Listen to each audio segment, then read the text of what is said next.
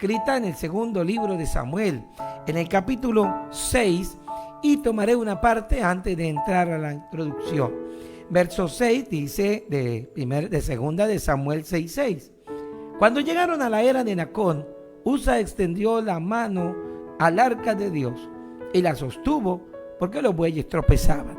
Y el furor de Jehová se encendió contra Usa y lo hirió allí Dios por aquella temeridad y cayó allí muerto junto al arca de Dios.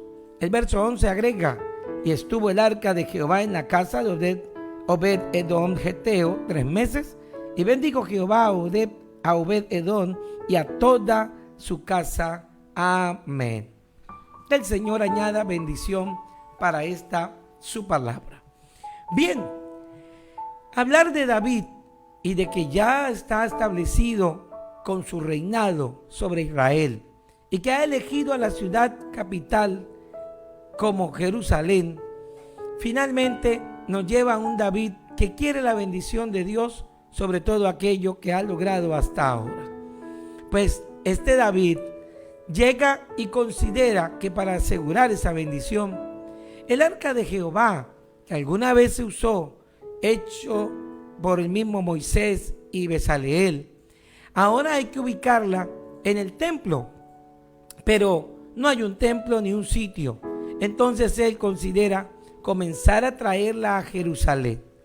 Esa arca que estaba en una tienda de carpas y de pieles, que era el tabernáculo, y que ya no se usaba, ahora David la toma de allí para traerla a Jerusalén y tenerla con él. Algo hizo que David fuera motivado por esto. Algunos eruditos consideran que era su amor por Dios y que eso representaba una relación más íntima. Otros señalan que si bien es cierto él decidió esto, eso debió haber nacido de iniciativa de los sacerdotes, porque eran los que la administraban. Así que no era una decisión política para que el rey la tomara, sino espiritual. Una tercera no amable concepción que se tiene de esta decisión es que pudo haber sido vista el arca del pacto como un amuleto.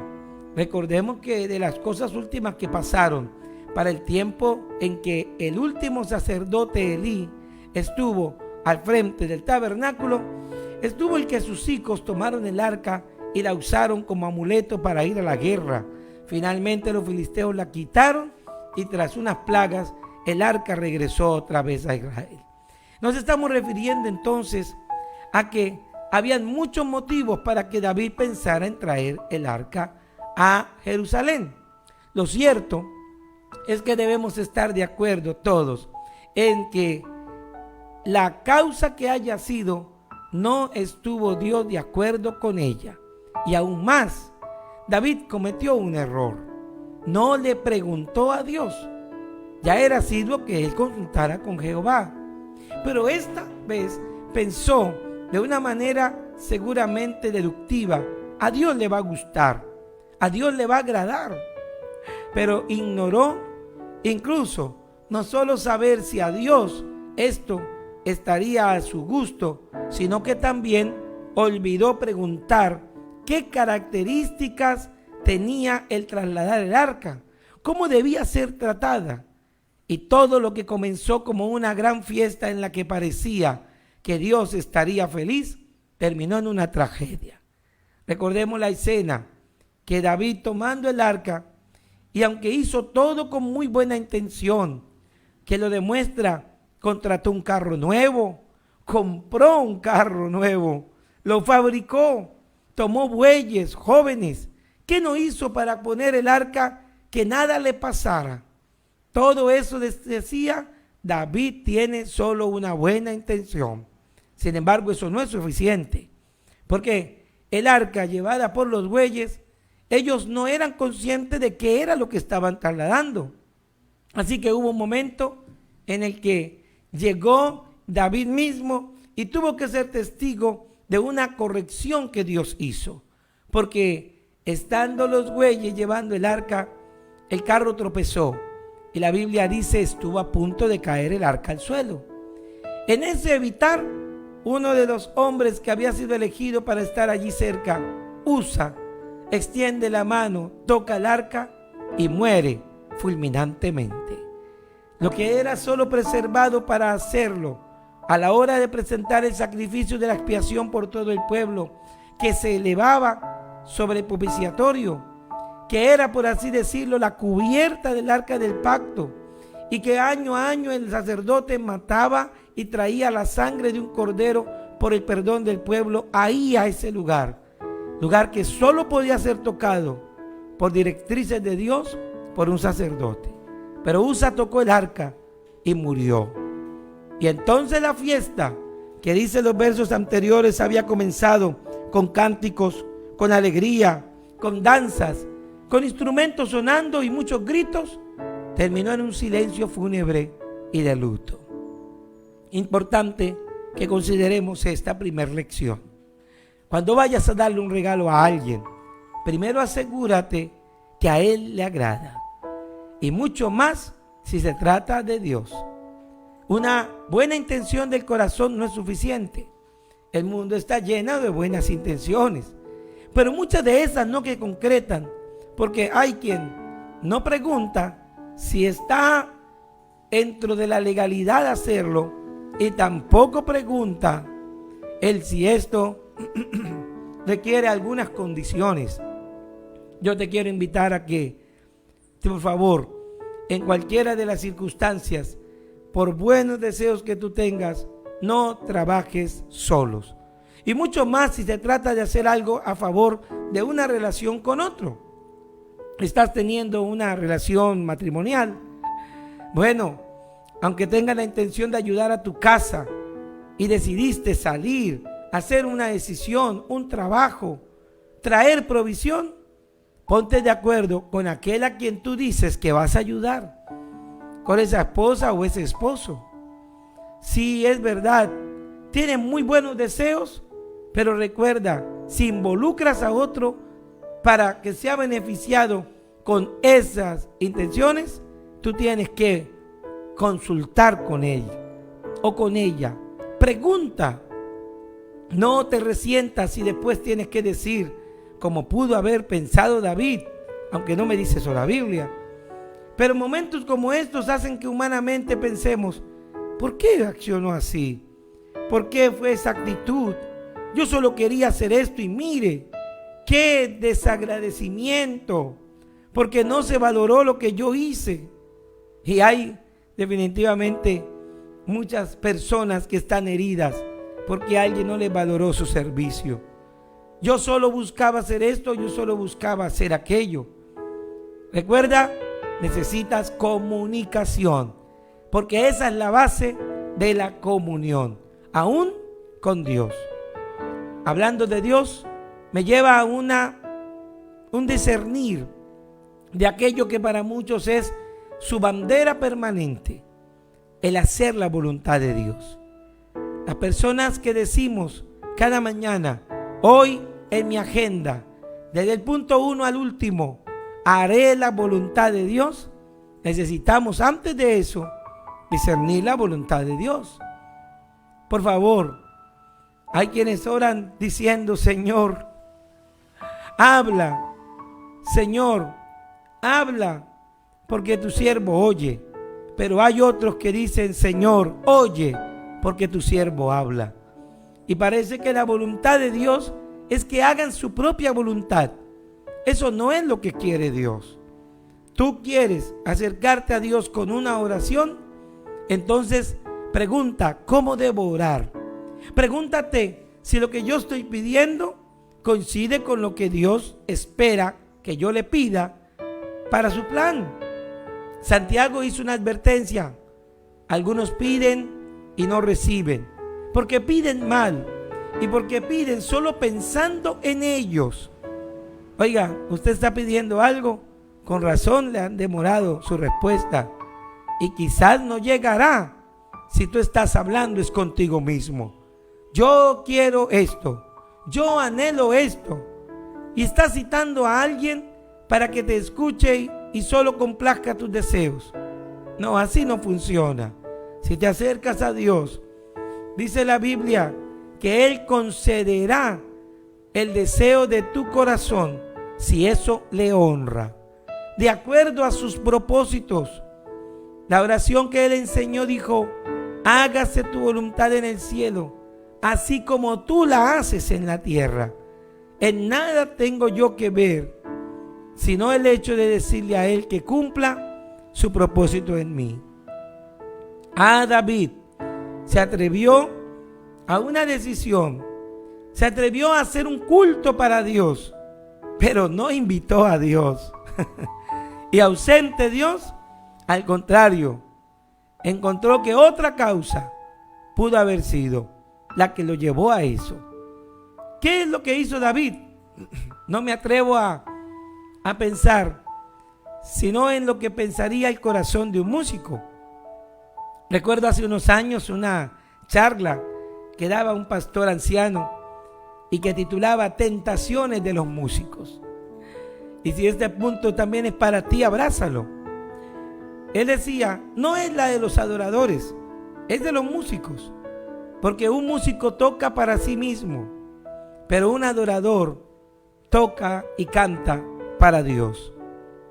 Sin embargo, la tentación de un músico será el poder hacer un culto para sí mismo, el poder cantar solo la música que le gusta a él, el decidirse a que se le reconozca con aplausos lo que está haciendo y siempre esperando de que alguien le valore más su talento, cuando no es su talento, fue entregado por alguien que no salió de su propia riqueza, porque tu garganta, tu canción, tu mente prodigiosa que compone, todo salió de Dios. Yo aplicaría esto también a los predicadores. No nos prediquemos a nosotros mismos, dijo Pablo. Prediquémoslo a Él, anunciémoslo a Él y a Él en su máxima expresión de amor, crucificado. Sí, David hizo un gran culto, espectáculo, pero no estuvo atento a que Dios fuera el receptor de ese culto. Por favor, hazle un culto a Dios y tu vida no terminará en una gran frustración. Vive para Él. Eso me lleva a la segunda lección, que es la que trae esta historia. Con un muerto en la carretera, con el arca del pacto, ahora sembrando no alegría sino terror, David tiene que tomar una decisión en el camino. ¿Y ahora qué hacemos con el arca? Bueno, dice la escritura, que temiendo David a Jehová en aquel día dijo: ¿cómo ha de venir a mí el arca de Jehová?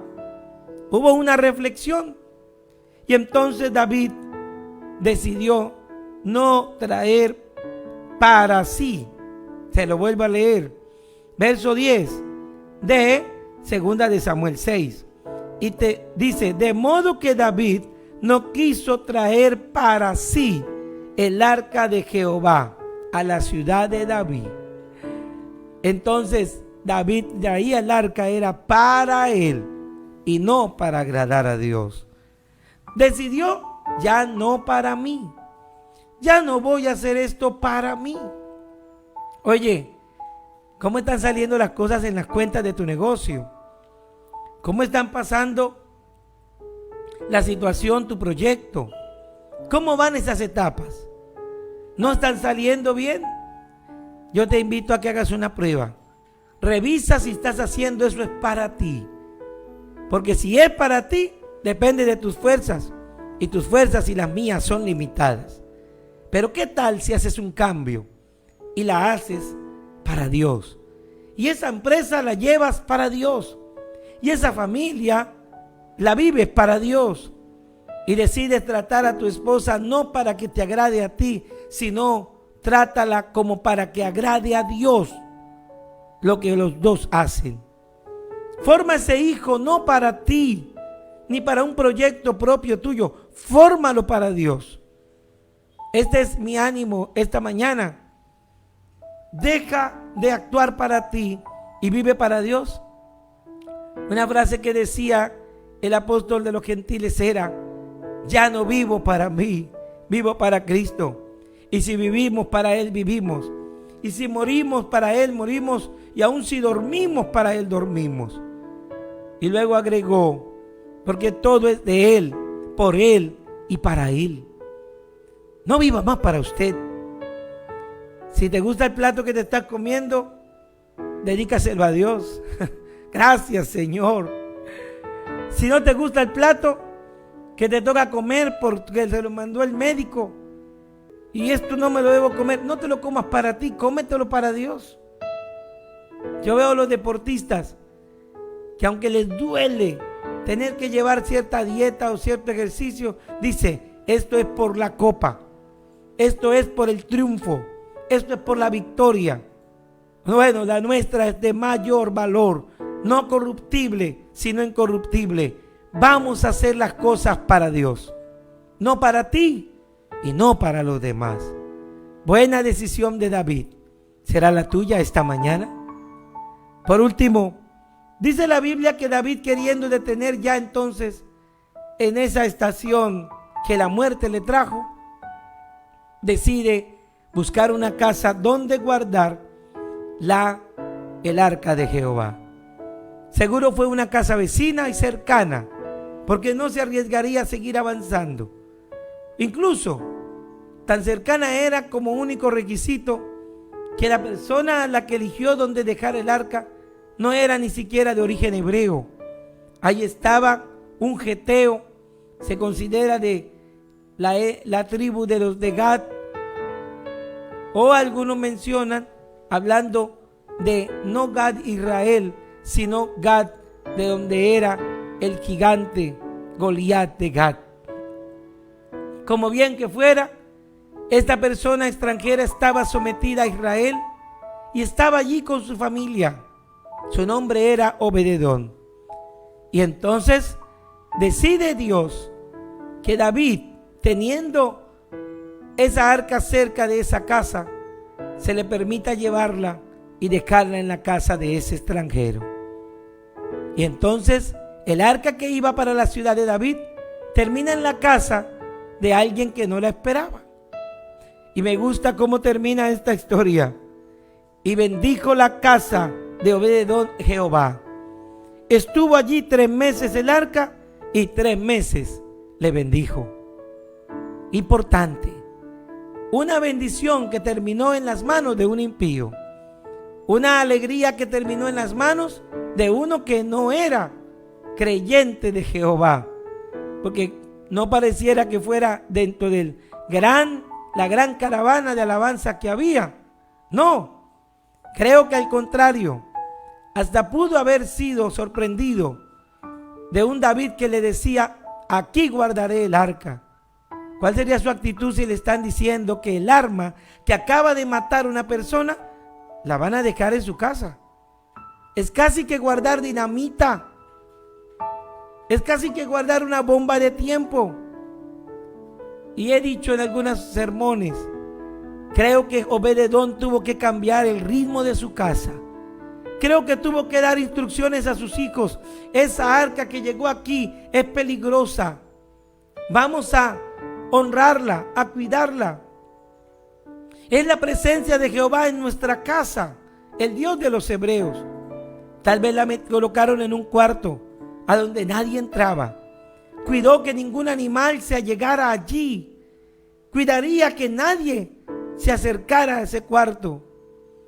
Creo que hasta pondría vigilantes. Se habla luego de que Obed-edom tenía 8 hijos. Así que no me extrañaría, yo lo hubiera hecho, poner un hijo por día. Y cada hijo vigilaría, porque no vamos a arriesgarnos a que otros filisteos que eran de la tierra del mismo Obed-edom pudieran venir y robar el arca. Era una misión que significaba, todos nos involucramos en lo que nos acaban de encomendar. Y sabe, quizá en respuesta a eso, la Biblia dice, y Jehová bendijo la casa de Obed-edom. Mientras los cultivos de otros vivían la sequía, tal vez el de Obed-edom floreció. El enfermo que estaba en casa, su mujer o alguno de sus hijos, se sanó. Interprete usted como yo, ¿qué significa? Y bendijo Jehová la casa de Obed-edom. Porque había un Obed-edom que no se negó a recibir a Dios en su presencia. Porque había un Obed-edom que sin él buscarlo fue elegido para que llegara esa bendición. Dios lo bendijo. ¿Sabes? Antes del mismo Nuevo Testamento, ya Dios no hacía acepción de personas. Este era uno que no era hebreo, pero ahí llegó el arca y lo bendijo. Amigo, el que reciba a Dios, el que atienda a Dios, el que valore a Dios, será bendecido. El que siga las instrucciones que Dios dé sobre él para obedecerle, será bendecido. Hermano mío, yo sé que tú eres bautizado y hasta la presencia de Dios has invocado para que esté en tu casa. Pero si no está tu hogar girando alrededor de Dios, si no tienes a Dios como el centro de tu casa, donde todo tenga que ser para honrarlo a Él, cuidar de su presencia, que no se vaya, hacer que nada robe el gozo de tenerlo. Si Dios está desplazado en tu casa, entonces no vas a recibir la bendición de Dios. Pero si Él es el centro, Dios está para bendecirte. Te animo a que hagas como Obed-edom. Fueron 3 meses de bendición que él aprovechó. La Biblia dice más adelante que David, después de que supo que la casa de Obed-edom había sido bendecido, decidió llamar a sus soldados y mandar a traer el arca con los sacerdotes y todos los requisitos que ella demandaba. Y la trajo para ponerla en el templo. ¿Sabes qué pasó? Crónicas refleja la realidad y dice que detrás del arca se fue Obed-edom. Y Dios lo tuvo en cuenta incluso para que se incluyera entre los que guardarían el arca y vigilarían los tesoros del templo. Qué interesante. Obed-edom se convirtió a la fe hebrea. Obed-edom se involucró también con los hebreos. Amigo, amiga, si has sido bendecido por Dios, ¿qué haces en el mundo? ¿Que la bendición llegue y luego se vaya? ¿O por qué no la tienes permanentemente? Sigue el camino de Él y entonces vivirás lo distinto que es caminar con Dios. Te animo a que, hermano amado, cual David, aprendas la lección y la corrijas. Si has actuado para Dios pero sin consultarlo a Él, si has actuado para ti mismo, vuélvete ahora para obrar para el Señor. Y finalmente, como Obed-edom, también tú vive con tu casa solo y únicamente para honrar.